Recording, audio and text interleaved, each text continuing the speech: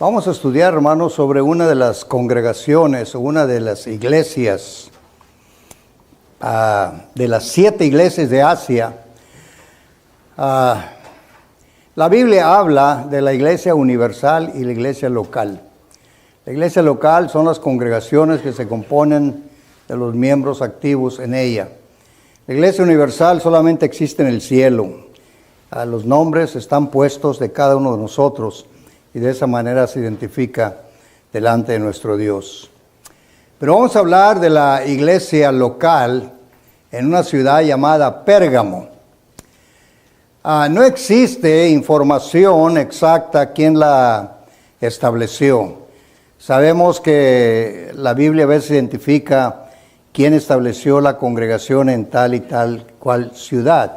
Pablo, Pedro, principalmente casi Pablo fue uno de los muchos que estuvieron estableciendo las iglesias. Corinto, Éfeso, Colosas, no recuerdo cuál otra, si a la congregación de los hebreos, no sé exactamente, segunda a los Corintios identifica. Y en esta ocasión no hay ni una información sobre quién la estableció. Solo se conoce, notemos esto, hermanos, solo se conoce la existencia de la iglesia en Pérgamo por la mención de Cristo Jesús mismo. Él es el que menciona la iglesia de Pérgamo. No hay ningún libro escrito. Recordamos la semana pasada hablamos sobre la iglesia de la Odisea. Y el libro de los Colosenses, Pablo le dice a los hermanos, cuando esta carta sea leída, que sea enviada a los hermanos de la Odisea para que la lean y la de ellos se la traigan para acá. Pero esta iglesia, hermanos, no hay ni una mención, tan menos carta. Dice en el libro de Apocalipsis 2:12, escribe al ángel de la iglesia en Pérgamo. La palabra ángel, hermanos, significa mensajero. Y el que está recibiendo esta información para ser enviada al ángel de la iglesia en Pérgamo es el apóstol Juan. Hemos explicado muchas ocasiones que el apóstol Juan estaba prisionero en una isla llamada Patmos, que era donde se llevaban los prisioneros políticos, los prisioneros más peligrosos en contra del gobierno. A Juan lo calificaron como un problemático porque enseñaba en contra de los dioses de Roma. Y no le quitaron la vida, solamente Dios estaba en medio. Y lo enviaron a la isla de Patmos. Y a él está ahí pagando una sentencia. Se dice que él salió después de que murió el emperador que hizo la condena. Es lo que dice la historia. Ok, entonces Juan está recibiendo todos los mensajes de las 7 iglesias en la isla de Patmos. Y este mensaje en particular es a la iglesia de Pérgamo. Este mensaje en particular es a la iglesia de Pérgamo. Y decía, hermanos, que la palabra ángel significa mensajero. Se piensa que es probable que esta carta fue dirigida al encargado que estaba edificando a la iglesia, o sea, el que estaba predicando en la congregación. Se piensa, ¿verdad? La Biblia no lo dice en tantas y cuantas palabras, pero es la única manera. Ángel es mensajero. Y si había un mensajero ahí, tenía que ser aquel que estaba entregando el consejo de Dios. Por ejemplo, a Timoteo se le escribe para que informe a la iglesia. A Tito se le escribe para que informe a la iglesia. Arquipo también. Entonces aquí tenemos 3 mensajeros por nombre para una congregación en particular. Dice en Colosenses 4:17, Pablo dice, decid a Arquipo, mira que cumplas el ministerio que recibiste en el Señor. O sea, el trabajo de ministrar la palabra, de enseñar la palabra, cúmplelo. Enseña exactamente lo que tú recibiste, lo que se te enseñó, así enseñarás a la iglesia. Con estos textos, hermanos, quiero implicar que el mensajero de Pérgamo era el que estaba encargado de la predicación. No hay otra explicación, no hay más comentarios sobre el particular, solamente se llega a la conclusión esa. Era una ciudad, hermanos, Pérgamo, era una ciudad completamente pagana y era una ciudad que sus ciudadanos habían entregado toda su voluntad a Roma. Eran seguidores de los emperadores de Roma. Por X causa, algún servicio que recibieron de los romanos, no hay información de ello. Nos dice la historia, esto sí, que habían 3 templos para adorar a los emperadores.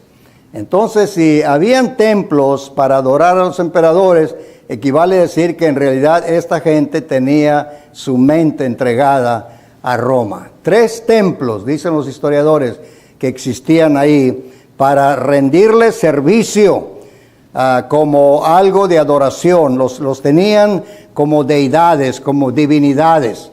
Y esto se hacía cuando morían, se ponía el nombre o la estatua del individuo en el templo.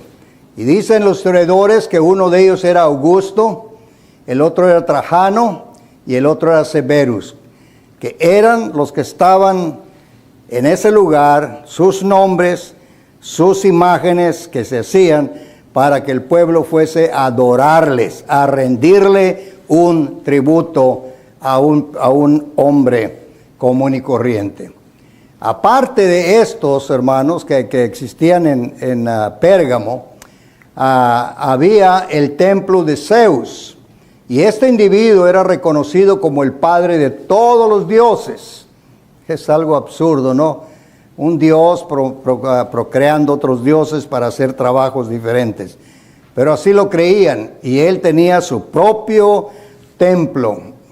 Atena dice que era diosa de la sabiduría. Era lo que estaba en Pérgamo. Es lo que está en ese tiempo esta señora llamada Atena. Y se le calificaba como la diosa de la sabiduría. Tenían Esculapio, que era el dios de la medicina. También tenía su propio templo, el amigo. Y luego tenemos a Dionisio, que era el dios del vino. Estos personajes, hermanos, son los que controlaban la conciencia de todos los habitantes de Pérgamo. ¿Okay? Imaginémonos.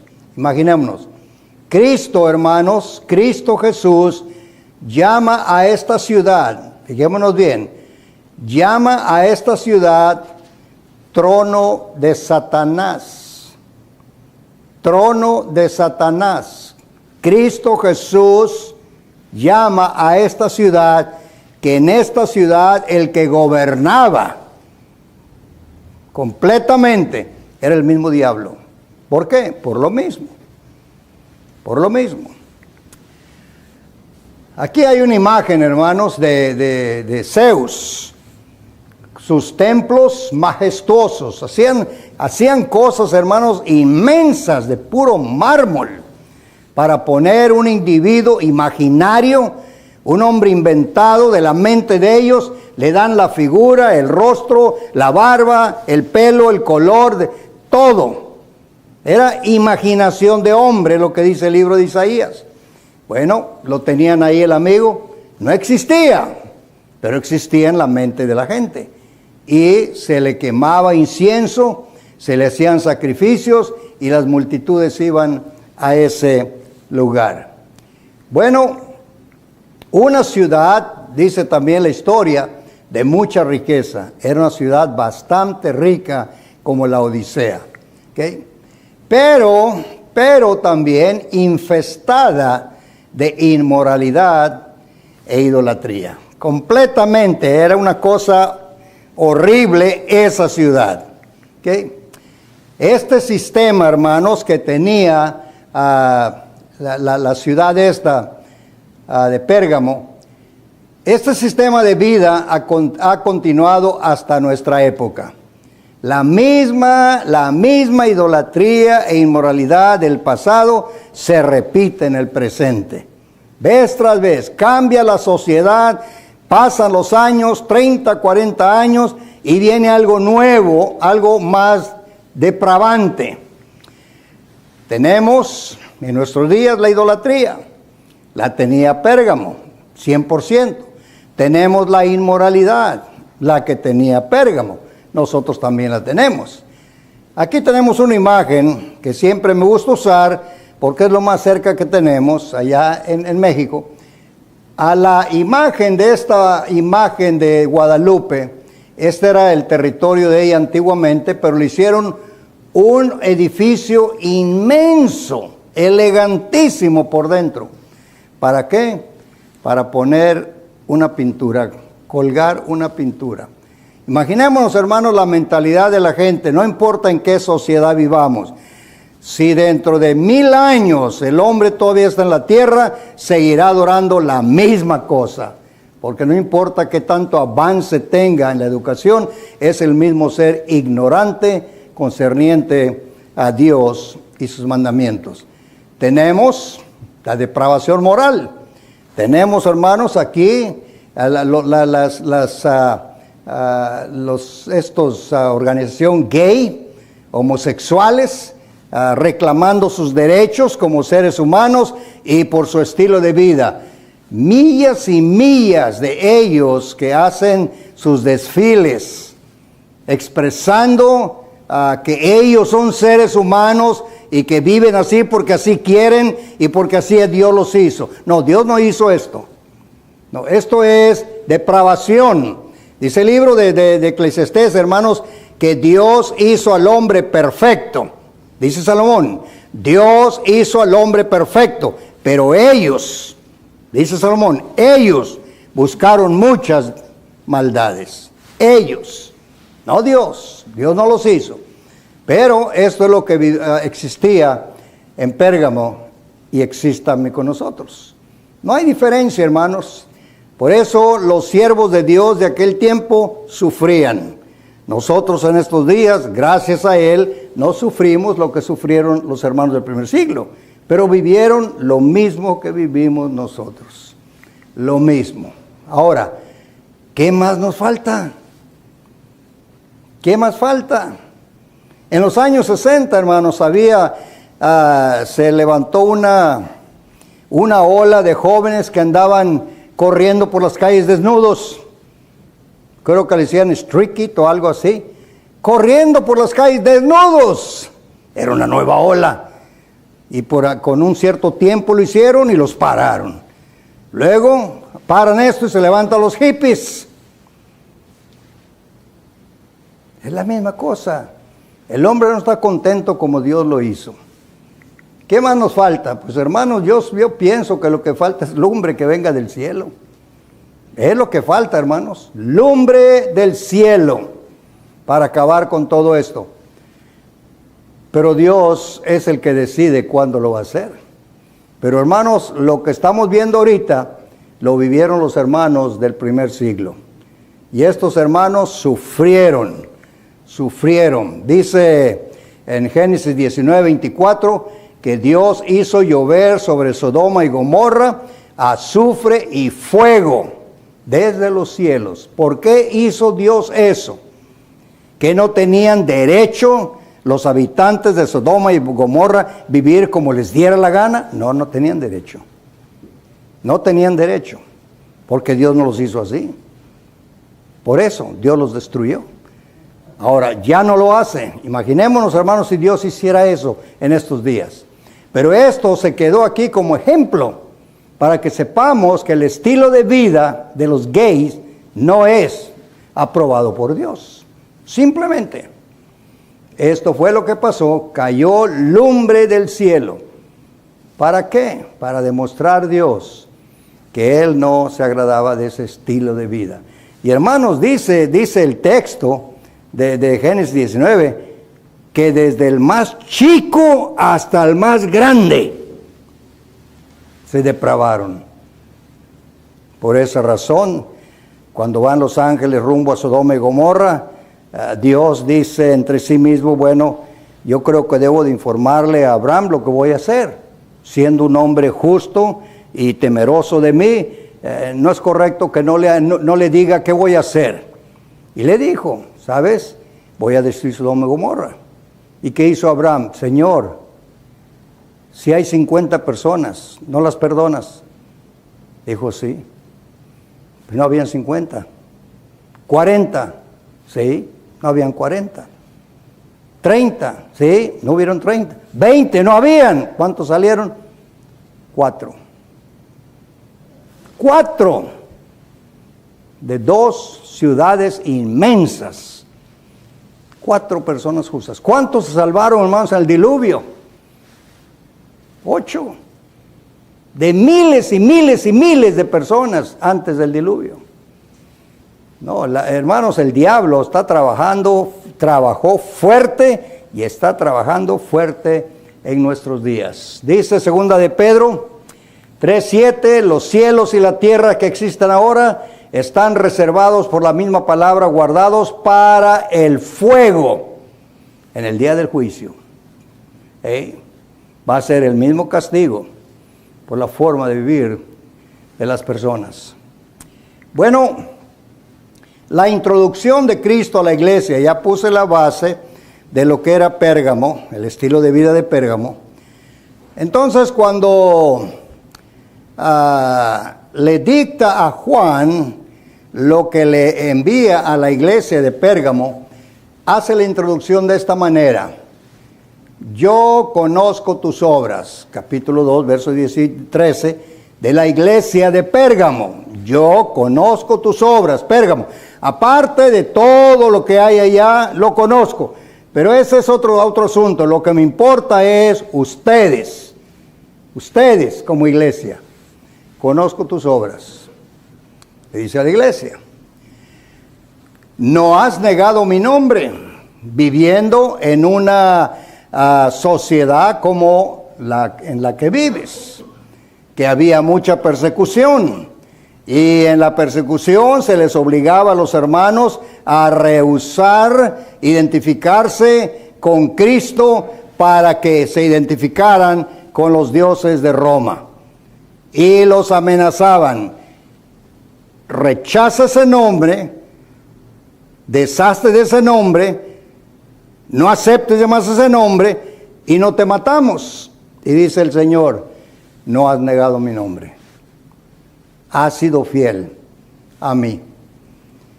Mi siervo Antipas es el ejemplo.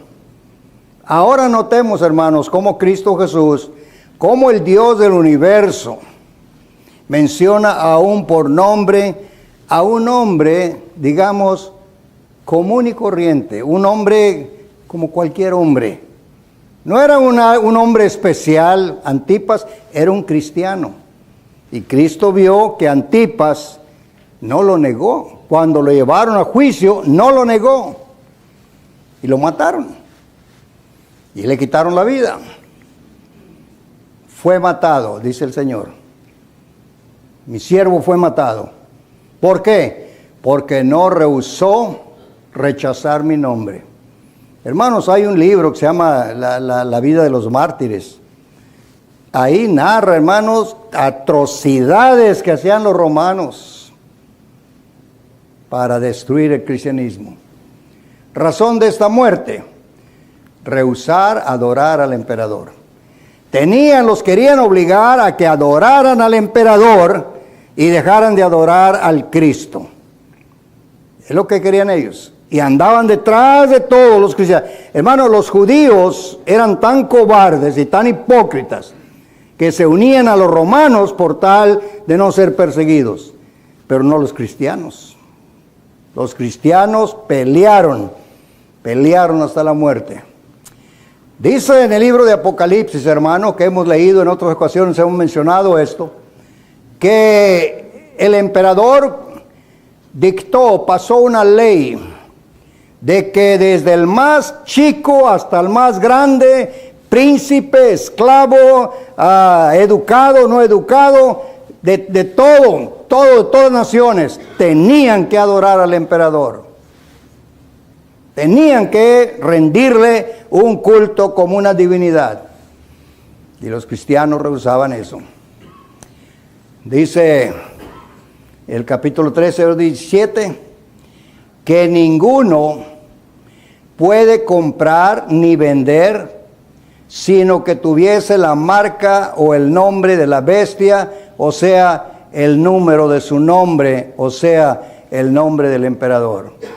Notemos, hermanos, qué tan difícil era la situación para los hermanos, que una familia tenía que ir al mercado para comprar alimentos y hay 2 guardias esperando a que la gente entre y salga, pero no podían entrar sin antes adorar la imagen del emperador.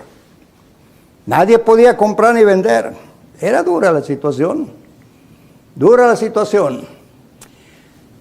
Pensé hacer una combinación para poder amplificar este texto, hermanos.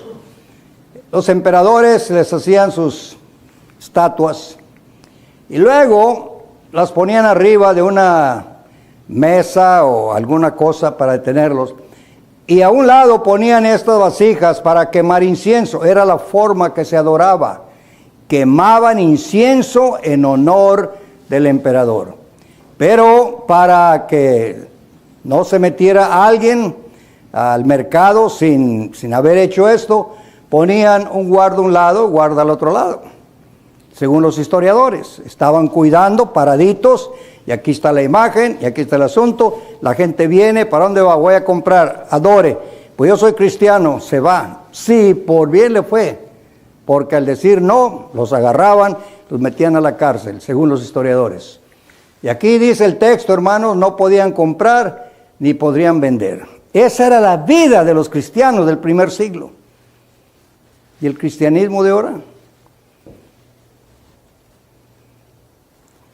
Como dicen allá, vulgarmente la tenemos hecha. No batallamos, entramos al HIV cuando nos dé la gana y salimos cuando nos dé la gana. No existe esa persecución, hermanos, pero hay países que sí. Dicen algunos hermanos que, por ejemplo, allá en Cuba, para ir a comprar, tienen los nombres puestos en la tienda. Hey, usted ya compró la semana pasada, usted ya no le toca comprar. Y lo que compraste la semana pasada era para toda la semana, pero te lo comiste en un día, es problema tuyo. Tú no puedes comprar. Es el comunismo. Es el asunto de aquí. Eso era, hermanos, lo que los cristianos tenían que pelear. Imagino que el hermano que mataron rehusó eso. Sobre las obras buenas, hermanos, que nuestro Señor Jesucristo vio, dice: estás firmes en la fe. Yo conozco tus obras. No has negado mi nombre. Estás firme. Eso es lo que vio Jesucristo, ¿verdad? Pero también vio un defecto. Vio algo que estaba mal. Y se lo informa para ver qué va a pasar. Dice el verso 14 del capítulo 2, pero tengo unas pocas cosas contra ti. Ahí está el Cristo diciéndoles que hay un problema dentro y yo no lo apruebo. Tengo algo contra ti. ¿Cuál es el problema? Que dentro de la iglesia, dentro contigo, tienes ahí a los que retienen la doctrina de Balaam, que enseñaba a Balac a poner tropiezo entre los hijos de Israel, a comer de cosas sacrificadas a los ídolos y a cometer fornicación. Está dentro de ustedes personas que han arrastrado las creencias que tenían antes de venir a obedecer el Evangelio. Y es un peligro, dice el Señor, porque van a meter en la conciencia de los cristianos que hagan lo que hizo Balaam. Recuerdan, hermanos, Balaam, el profeta, que Dios le dijo: no vayas a maldecir a mi pueblo, porque Balac le ofrecía dinero, y Dios le dijo: no vayas, y no fue. Y cuando fue, fracasó, y no pasó nada. Pero ¿qué pasó? Que ese mismo Balaam le dijo a Balac: dile a las mujeres del pueblo que seduzcan a los judíos que andan por ahí de ociosos y se los lleven a los ídolos. Y fue exactamente lo que hicieron. ¿Ok?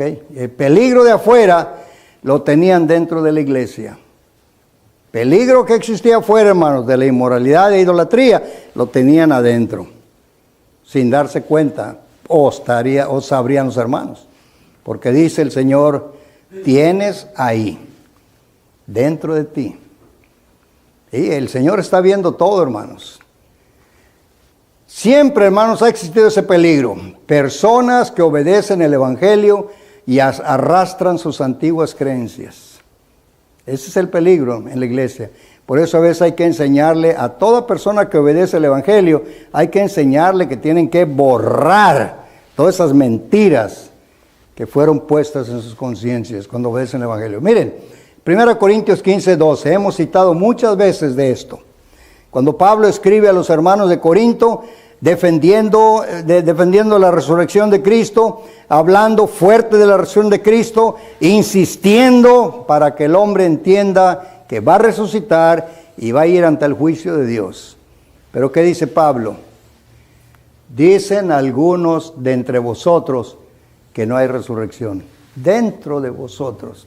Ahí están hermanos que vinieron a obedecer el Evangelio, personas que vinieron a obedecer el Evangelio, pero no borraron de su mente esa cosa que negaban, resurrección. No es posible. Como dijo Festo, ¿estás loco, Pablo? Bueno, obedecieron el Evangelio, pero no lo quitaron de aquí. Y están adentro. Y lo están enseñando. Dice Pablo, hay algunos entre vosotros que dicen que no hay resurrección de muertos. ¿Cómo es posible? Ese es el peligro que miraba el Señor.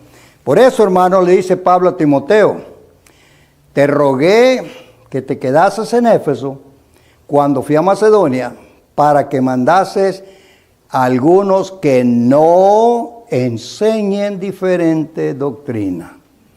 Y en Pérgamo parece ser que existía el peligro que se pudiera introducir esa enseñanza. Lo que se vivía allá afuera, los de afuera no lo traían, sino los que estaban de adentro son los que lo podían promover.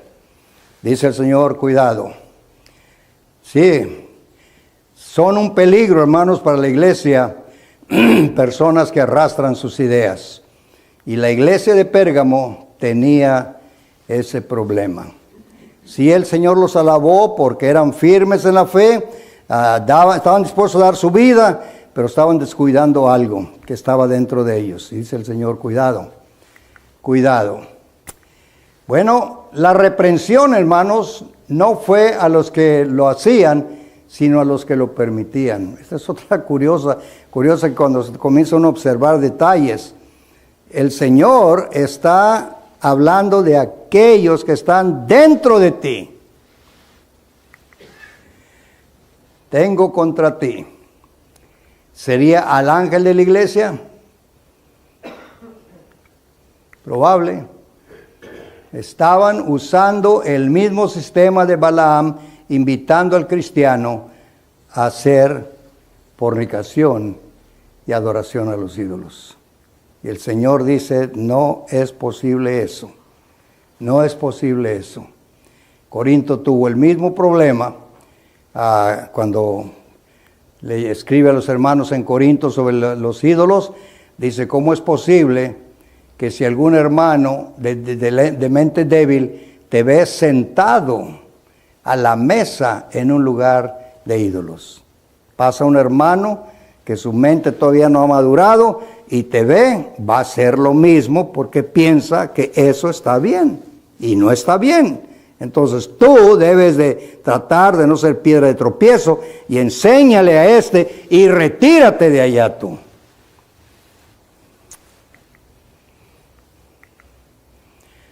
Revelación, Apocalipsis 2:15.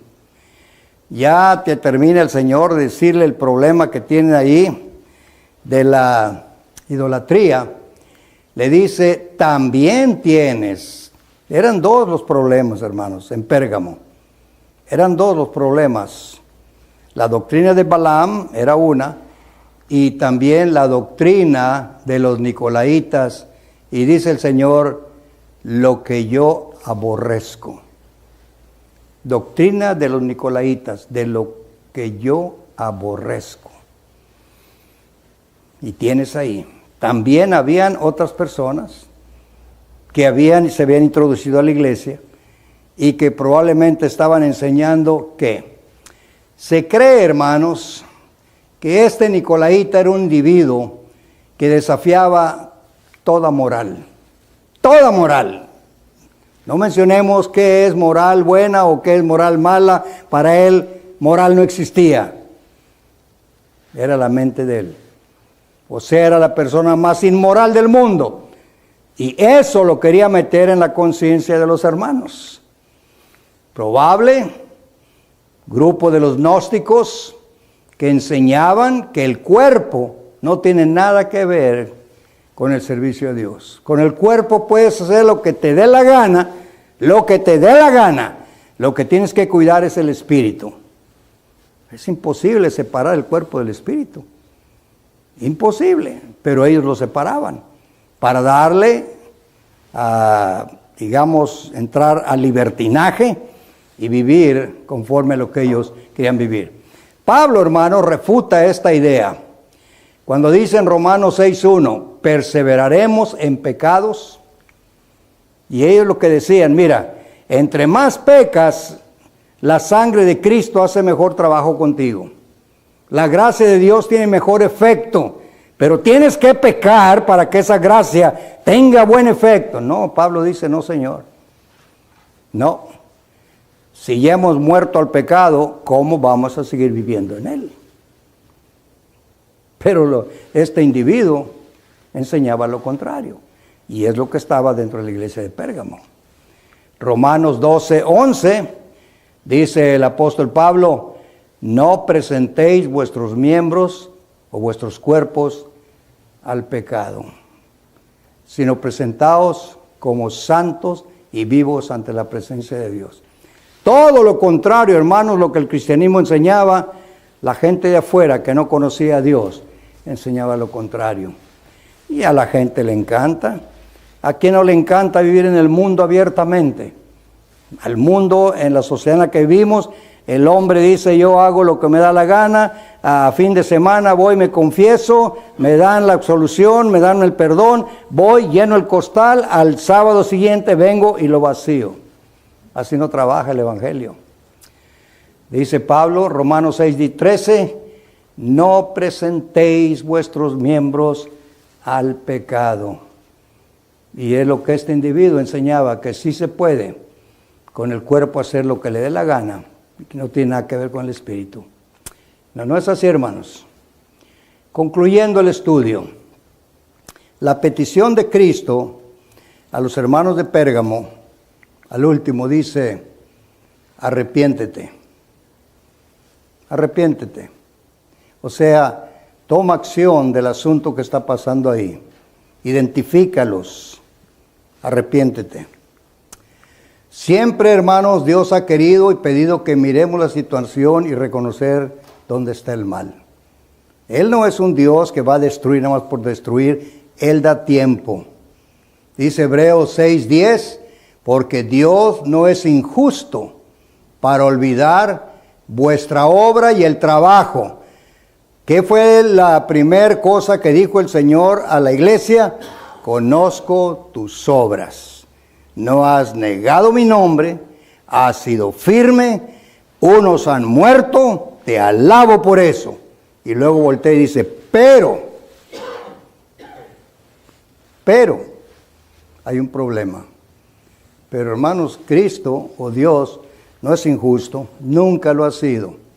Ha dado oportunidad siempre al hombre que hace el mal. Hebreos 10:35, no perdáis pues vuestra confianza, que tiene grande galardón. Confía en mí, dice el Señor, pero arrepiéntete, y yo te perdono.